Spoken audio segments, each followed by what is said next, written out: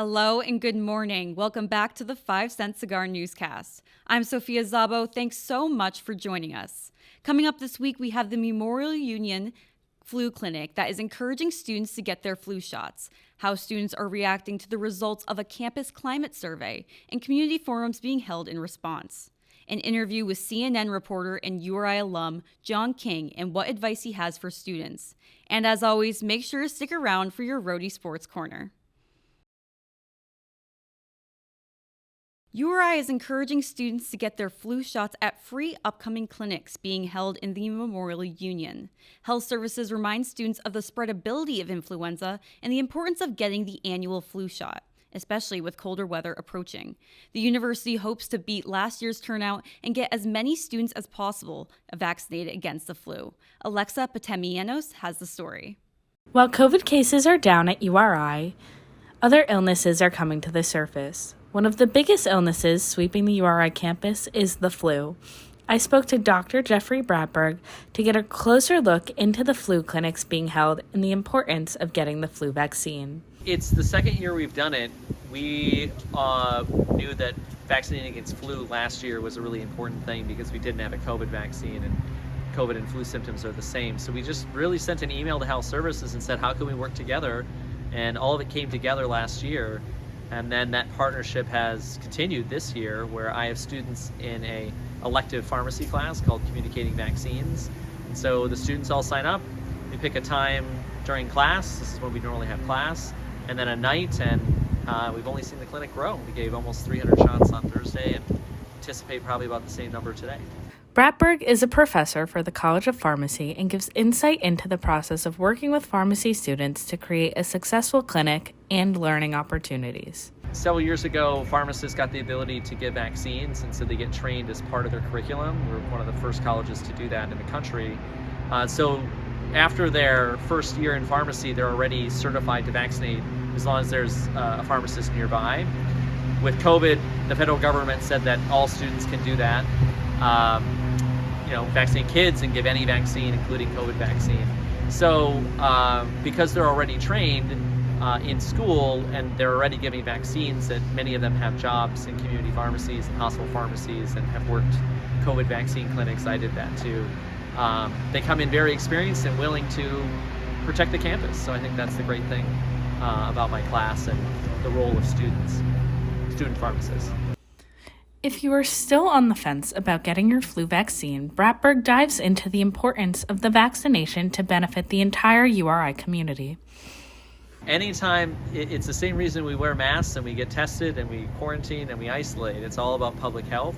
We're all sitting in this soup of higher education, just like K through 12 education or healthcare workers. So it's we have a lot of healthcare professionals here and people who are encountering other folks. So the more people who get vaccinated, the less disease there is, and the less disease there is, there's more people going to class, more people achieving what they need to achieve, more people going to work and things. So sick days cost billions of dollars, and so you can avoid those sick days by just getting vaccinated. Alexa Potomianos for 5 Cent Cigar News. The results of a recent campus climate survey revealed some disturbing perceptions about the environment on campus. The study found that students, faculty, and staff have significant differences in their URI experience based on socio-cultural background, race, and more. Community forums are now being held to hear feedback and create a more in-depth discussion about the results of the surveys. Imani Fleming has more. After almost 10 years in the making, URI's campus climate survey results have touched down in Kingston. Designed by Rankin and Associates in collaboration with the university, the survey allowed community members to speak their truths on issues pertaining to sense of belonging and overall campus culture. The survey is set to be distributed annually, and all of its data is entirely available to the public. The University of Rhode Island conducted a voluntary and confidential campus climate assessment last spring. The results were released on October 7th, and according to the university, the data gathered will be used to create an environment characterized by openness and fairness. According to Chief Diversity Officer Mary Grace Almondrez, the survey and its responses were certainly a long time coming. My name is Mary Grace Almondrez. I'm the Associate Vice President for Community Equity Diversity and Chief Diversity Officer at URI. I have to say, when I came on board 2.5 years ago, everyone I talked to said we really need to do a campus climate survey. And what that is It is sometimes a survey, sometimes it's focus groups. It's just a different way to measure the community's experiences on campus. For our survey, we worked with consultants who were external to the university, but had worked with a number of different campuses, including most recently at that point, Rhode Island College. And there were over 100 questions. I think it was like 119 questions that asked all faculty, staff, and students questions about their sense of belonging, any experiences or observations of exclusionary behavior, if they had ever seriously considered leaving URI and why, questions about unwanted sexual contact. And so it really was just a baseline of what are the experiences that all of our students, faculty, and staff have at this point. Of the 22% of community members who took part in the survey, 58% were undergraduate students, 12% were graduate students, 18% were staff members, and 11% were faculty. 331 respondents identified as multiracial, while 3,330 identified as white. We definitely wanted to make sure that all members of the community were aware of it. So there were a lot of pushes that went out, not only on social media, but all over campus. You might have seen on like the visual screens and all across campus as well to take the survey. We did offer some incentives. They ranged everywhere from gift certificates or gift cards to local businesses, to free parking, to an Apple Watch, to an iPad, to gift certificates to the bookstore, to grab bags at the bookstore. Some key findings from the Campus Climate Survey results were that queer spectrum respondents were less comfortable with the overall climate at URI than heterosexual respondents, and low-income respondents are less comfortable with the campus climate as well. 1/3 of student respondents also feel that faculty prejudge their abilities based on their perceptions of their identity and background. I think that's kind of like concerning. I mean, personally, I haven't experienced that. Most of my classes are pretty big. Like, I don't know any of my professors, but like, I definitely think that's concerning that that students are feeling that their professors are prejudiced against them. Michelle Fonts, assistant dean in the College of the Environmental and Life Sciences, who also helped create the survey questions, shares her thoughts. The results do not surprise me. I think the folks that are on campus, whether it be students, faculty, or staff that are from underrepresented communities, have been doing this work for a long time and have not seen the result that they would have wanted. But I guess the wind is out of my sails right now because it's just another time that we're doing this work. And I have hope. I'm not going to lie to you. I have to. That's how I have to operate. According to Almondras, there are already several action items taking place, including community forums, to begin the next phase of improving URI's campus climate. Hosting various forums, 3 for students, 2 virtual, 1 in person, 2 for staff, 1 virtual, 1 in person, and 2 for faculty, 1 virtual, 1 in person. What we're going to do is ask people not to necessarily reflect on how they felt when they saw this, but what specific action items would they like to see come out of this? So we're going to charge each forum to basically come up with between 1 to 3 short-term immediate action steps that we can take. During December and January, we're going to come up with our sort of strategic priorities, those 1 to 5 priorities. We're going to report that out to the community. And then in the summer, so probably June, July, we'll send another report out to say, here's the update on all the action items. I'll keep doing the good work, bottom line, right? I love what I do. I love my college. I'm doing the best that I can. But when it talks about URI, it's a tough call. And we'll see. We've got a new president, a new provost is coming. All this newness is happening. I hope we don't get lost in the transition and really keep our focus on what we need to do. Imani Fleming reporting, 5 Cent Cigar News. After graduating from URI in 1985, John King went on to become a news anchor on CNN, reporting on events such as the assassination of Osama bin Laden, the Boston Marathon bombings, and both 2016 and 2020 presidential elections. He started out working at the Good 5 Cent Cigar and now serves as CNN's chief national correspondent. This week, Leah Crowley and Cigar's editor-in-chief Kate LeBlanc talked to King about his time at URI and what advice he has for journalism students. John King is CNN's chief national correspondent, a URI alum, and a former reporter for the Good 5 Cent Cigar. He sat down with myself and the Cigar's editor-in-chief, Kate LeBlanc, to talk about his life, career, and time at URI and the Cigar. Well, one of the great gifts of working at the Cigar was to just understand a newsroom and to understand collaboration and to understand that you're sitting at your desks. This is in the day of, word processors and floppy disks and hard lines. There were no cell phones. There was no internet. You went through old paper files if you were trying to do research on something. But it teaches you a bunch of things. Number one, it teaches you that even the person you didn't think was going to be your best friend, you have some shared values with. So you really learn how to get along and to have teamwork and camaraderie and to set aside the occasional differences that might come up because you have a mission. You've got an hour or two to finish work on the paper.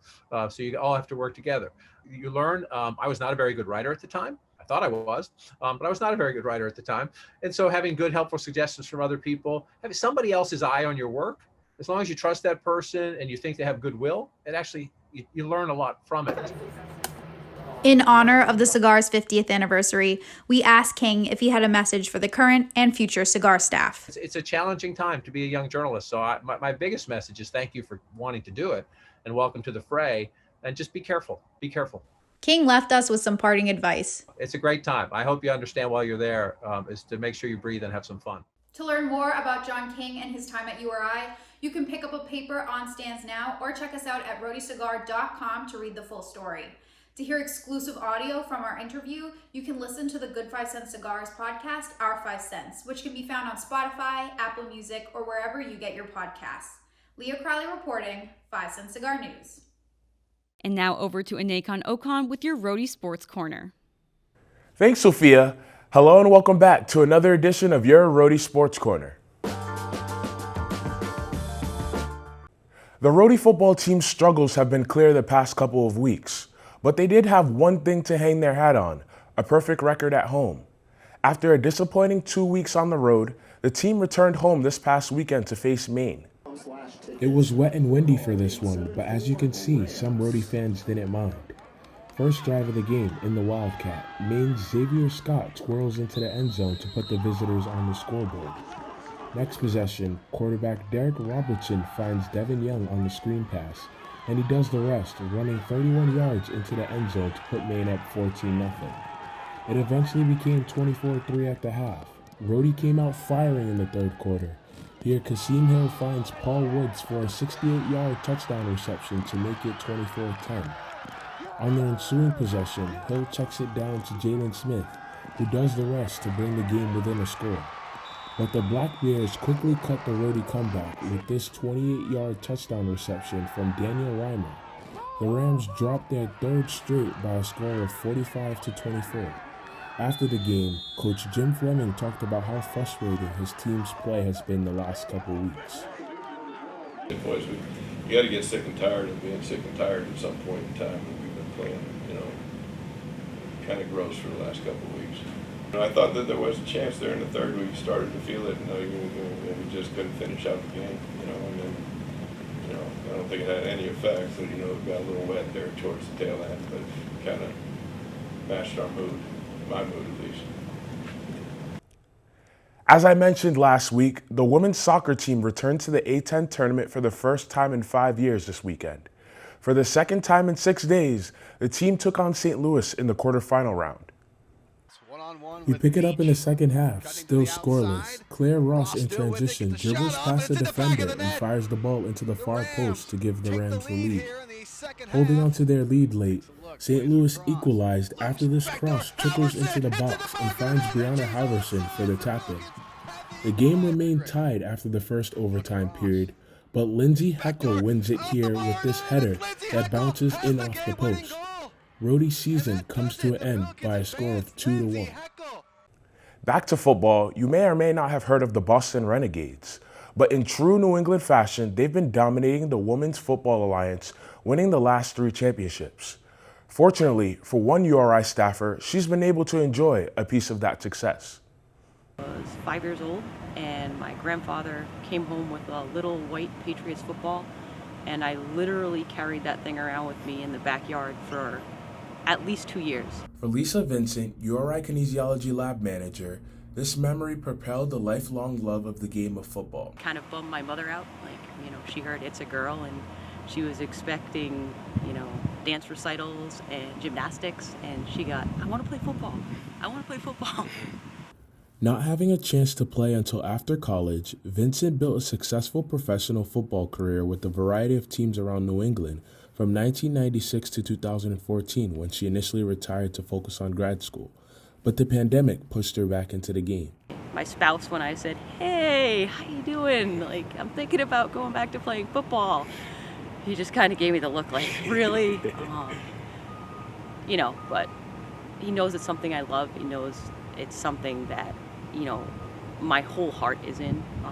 So he's like, "I never, ask you not to do something that you love that much. But please don't get hurt." She joined the Boston Renegades and helped them capture their third consecutive Women's Professional Alliance Championship this past season. But the highlight was a surprise before. We'd like the privilege of flying you on our Patriot team plane. Are you serious? All really shocked. Like, it took a couple of seconds to sink in, like what we were being told. And then it was just a lot of excitement and a lot of feeling like, finally, like, we have the attention of the Patriots, and how cool is that? She hopes that things like this will continue to bring attention to women's football. But when it comes to the team itself, she says it means the world to her. It holds me accountable, like the Renegades, although I can contribute, the Renegade team doesn't necessarily need me, but I need football. Reporting from the practice fields, I'm Aniakon Okon, 5 Cent Cigar Sports. And now let's take a look at the rest of your scores around Kingston. Men's soccer also dropped a game at St. Louis by a score of 3-1. They'll open the conference tournament at home this weekend against Davidson. And volleyball dropped both of their games this weekend against Duquesne and Dayton. And that's it for this week's Rhody Sports Corner. Back to you. That's all we have for you this week at the 5 Cent Cigar Newscast. Make sure to check us out at rhodycigar.com and follow us on Twitter at Rhody Cigar. Reporting from Kingston, I'm Sophia Szabo. Stay safe, Rhody.